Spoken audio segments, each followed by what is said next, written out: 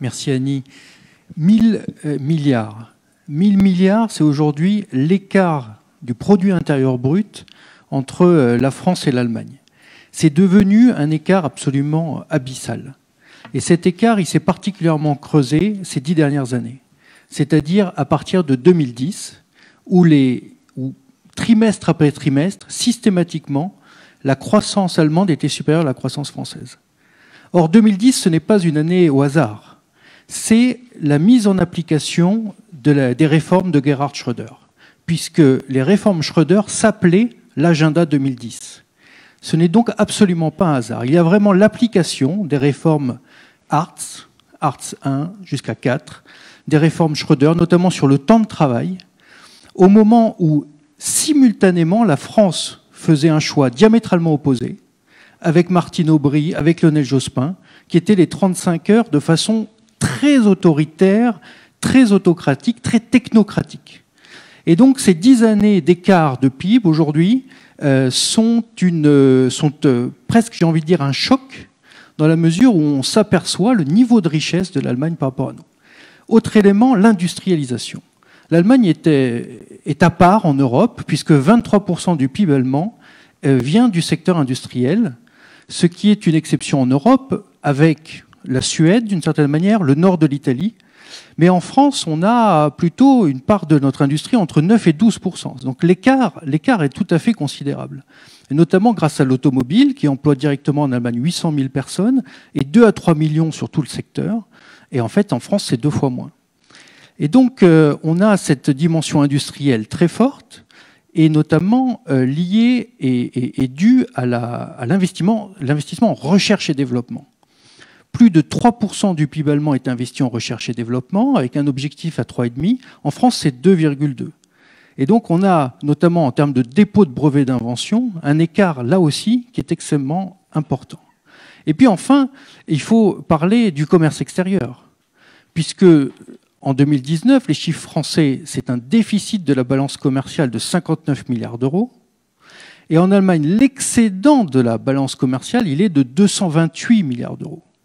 Donc là encore, les écarts la comparaison est difficile pour nous. Et nous qui souhaitons une réindustrialisation de la France, peut-être y a-t-il des éléments effectivement à regarder en termes de recherche et développement, en termes également de transmission familiale. Les entreprises familiales en France sont transmises approximativement à hauteur de 17%, alors que c'est 56% en Allemagne. Et puis encore un élément peut-être de réflexion, c'est l'attachement au territoire. Car les grandes entreprises de taille intermédiaire allemandes, souvent, sont dans des communes petites, 10 000 habitants, 15 000 habitants, dans le Bade-Wurtemberg. Et quand il s'agit de prendre la décision de délocaliser la production industrielle, alors qu'elle est locale, que toutes les familles, disons une famille sur 3, une famille sur 4 de la commune travaillent dans l'entreprise, on ne délocalise pas facilement que dans une grande tour, dans une capitale très éloignée de l'attachement à un territoire. Je vous remercie. Je partage tout à fait vos réflexions. C'est drôle, je me faisais cette réflexion à l'occasion de la mort de Valéry Giscard d'Estaing. On a beaucoup parlé de l'amitié franco-allemande, son lien avec Helmut Schmidt. Et je me disais, au fond, c'est la dernière fois que la France parlait d'égal à égal avec l'Allemagne au plan économique. À l'époque, c'était 2 pays de taille comparable. Alors, c'était avant la réunification qui a un peu biaisé la comparaison, mais quand même. Et après, d'ailleurs, la matérialisation de ça, c'est l'évolution du taux de change entre le mark et le franc. Quand Giscard arrive, c'est à peu près, enfin, un mark, c'est 1 franc 20. Et dans les années 80, on est à 3,40. Donc, quelle dégringolade, c'est certain. Cela dit, je serais un petit peu moins pessimiste que vous, parce que quand on regarde finalement sur longue période, notamment depuis le début de l'euro, on voit que la croissance de la France et de l'Allemagne ont été à peu près similaires. Donc si on enlève la réunification, si je puis dire, on est à peu près sur des évolutions de longue période similaires, pas avec les mêmes périodes de creux. En fait, l'Allemagne a connu son creux avant nous, dans les années 90, justement à cause de la réunification, et les réformes Hartz que vous évoquiez ont été une réponse que nous n'avons pas, nous, encore formulées à notre propre crise, c'est certain.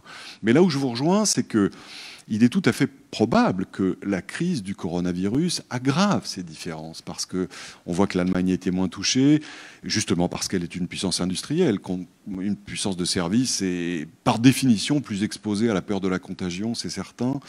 Et j'observe que d'ailleurs le changement de pied d'Angela Merkel sur la mutualisation de la dette qu'on attribue aux efforts de la France me semble devoir être interprété de façon complètement différente. Je pense qu'au contraire, c'est une évolution dans la façon dont l'Allemagne se voit elle-même. Elle se voit désormais comme le patron de l'Europe, et du coup, bon, elle solvabilise ses clients au fond, hein. Elle n'est plus dans cette position où elle était un peu hésitante par rapport à son rôle. Et de ce point de vue, je pense que dans les années qui viennent, ce déséquilibre, il faut y prendre garde. Qu'il y a, comme vous dites, des réponses économiques qui sont d'ordre fiscal, d'ordre de la formation, pour reprendre ce que vous disiez tout à l'heure, qu'il nous faut absolument mettre en œuvre.